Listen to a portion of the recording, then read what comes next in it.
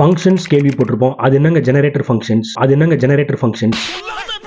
So ஒரு generator ஃபங்க்ஷன்னா என்ன அப்படின்னா, ஒரு ஃபங்க்ஷனோட எக்ஸிகியூஷனை நம்மளால பாஸ் பண்ணி ரெஸ்யூம் பண்ணிக்க முடியும். ஃபார் எக்ஸாம்பிள் ஒரு பாஸ் ப்ளே பட்டன் மாதிரி. இந்த ஃபங்க்ஷனோட டிக்ளரேஷன் எப்படி இருக்கும்னா, இது வந்து ஒரு நார்மலா ஃபங்க்ஷன் டிக்ளேர் பண்ற மாதிரி தான் பண்ணுவோம். ஒரு சின்ன சேஞ்ச் இருக்கும். என்ன அப்படின்னா, ஃபங்க்ஷன் கீவேர்டுக்கு அப்புறம் ஒரு ஸ்டார் யூஸ் பண்ணிப்போம். இதுல நம்ம 3 கீவேர்ட்ஸ் யூஸ் பண்ணுவோம். ஃபர்ஸ்ட் கீவேர்டு வந்து ஈல்டு, செகண்ட் கீவேர்டு வந்து நெக்ஸ்ட், தேர்ட் கீவேர்டு வந்து ரிட்டர்ன்.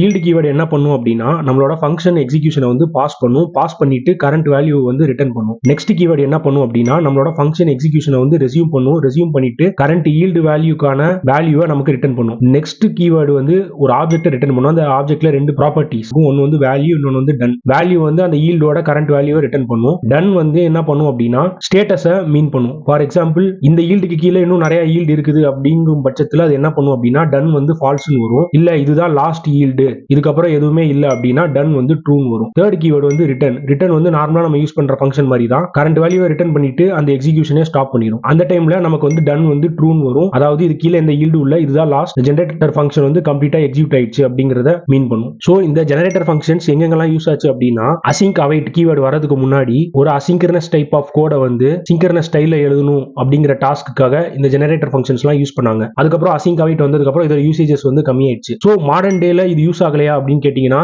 யூஸ் ஆகுது. இன்னுமே இந்த ரீட்ரை பேஸ்ட் லாஜிக்ஸ், ஒரு ஏபிஐ கால்ஸ் வந்து திருப்பி ரீட்ரை பண்ணணும் அப்படின்னா பேஜினேட்டட் ஏபிஐ ரெஸ்பான்ஸ் எடுக்கணும் அப்படிங்கிற பட்சத்தில் அதை யூஸ் பண்ணுவாங்க. இதுக்கப்புறம் நம்ம வந்து மாடர்ன் டேல கிரான் ஸ்கெடியூலர்ஸ் யூஸ் பண்ணுவோம்ல, அதை வந்து நம்ம கஷ்டமா இந்த ஜெனரேட்டர் ஃபங்க்ஷன்ஸ் வச்சு எழுதிக்கலாம். சோ இதுதான் ஒரு ஜெனரேட்டர் ஃபங்க்ஷனோட யூஸ் கேஸ். டேய், எண்டு கார்டு போட்டு எகத்தால மாடா பண்றீங்க. எனக்கு எண்டே கிடையாதுடா. என்னோட அடுத்த எய்ம் நயன்தாரா.